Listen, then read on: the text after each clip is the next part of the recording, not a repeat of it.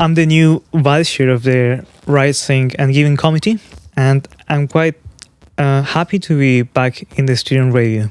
I'd like to raise awareness about what's happening in our community, and I'd like to start by giving you some statistics. They are from the Roundtree Foundation from this year. Unfortunately, 22% of the people living in Britain live in poverty. These include 8 million adults and 4 million children. This is roughly 29% of all children living in Britain. From this figure, 6 million live in deep poverty. What's incredible is that inequality in Britain is actually increasing, because although today poverty is around 22%, in the 70s and 60s it was around 14%. So we're not really doing better, and the cost of living crisis is affecting us all. If we go to Scotland, there are around 1 million people living in poverty. Of them, half live in deep poverty. In our city, in the Granite City, around 22% of children live in poverty. These children are mainly located in the area of Tory. This is the main reason why RAG is back. We want to make a difference. We want to give to our community. We want to help the children of Aberdeen. Unfortunately, the RAG committee was neglected. It was dormant. And we felt like there was something we could do to improve things in our city. Historically, students in Aberdeen have always been very involved with the local community. And, this whole thing started around 1889. We're talking about the 19th century. Since then, that our representatives and basically the student community has been raising funds and supporting local charities. This year, we want to help Greg, the Grampian Equality Council. They offer free counseling for children of deprived areas. As I said, many of them live in the area of Tory, but it's not restricted to children from Tory. Many of them come from migrant backgrounds, from backgrounds of deprivation. Their parents tend to consume drugs. It's a really harsh reality, and sometimes we, the students, live in a bubble. We live in old Aberdeen, and we are concerned with our deadlines, and it can be a bit distracting. So in a way, we want to leave campus and connect with the people of our city. I'd like to give you some numbers. Can you believe that just 4 years ago, the Students' Association with RAG managed to raise £136,000, to be precise, £136,000 and £657. That's a significant amount of money. The year before that, in 2018, they managed to raise approximately £70,000. These are enormous figures, and our local community has not been getting that money.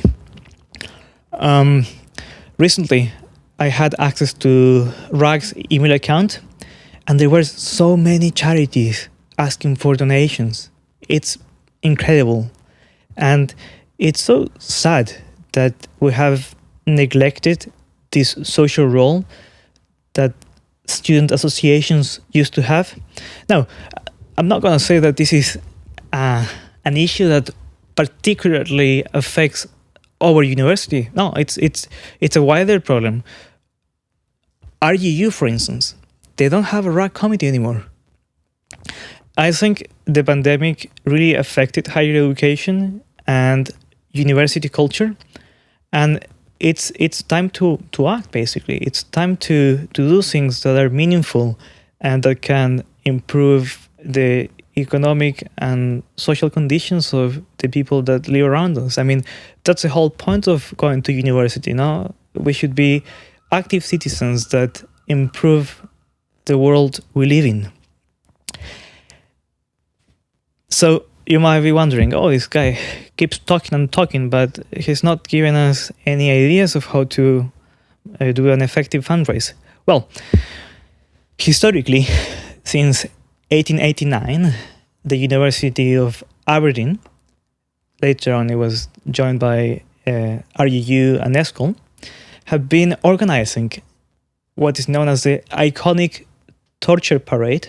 Torture, because given my Spanish accent, people say that I said torture, so don't get it wrong. It used to be held every year, and it was quite attractive, not only because of how much money RAG was able to make, but because it was a way of connecting the student body with the wider community.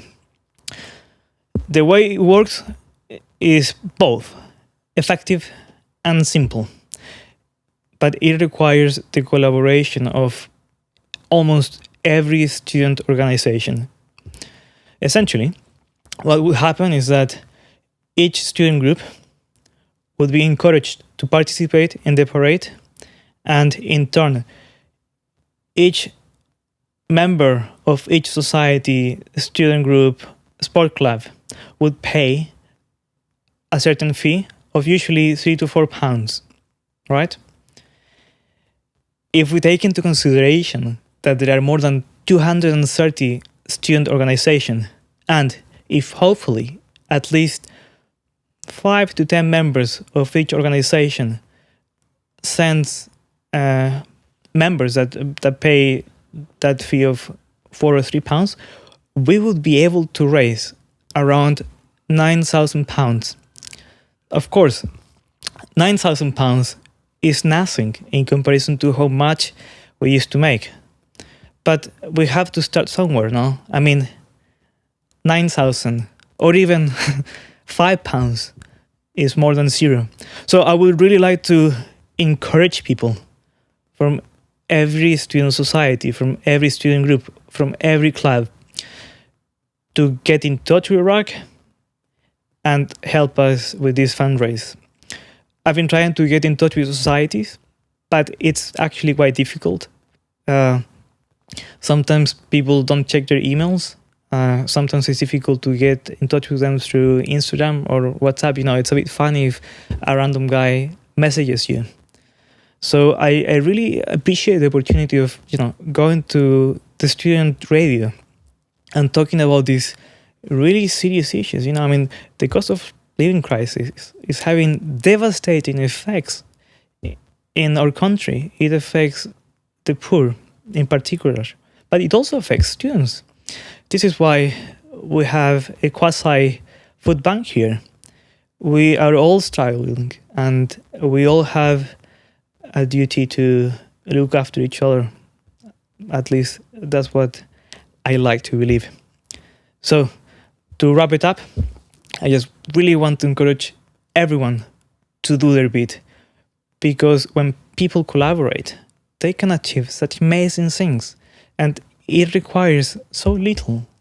It's just, people coming together one day, paying £3, and then the effect that actually has in people's life. I'm someone who has been to counseling, and it has really changed my life. It has a really powerful effect. And if issues are tackled when you're a child, the chances of achieving is successful social mobility are way higher. This is proven by thousands of reports.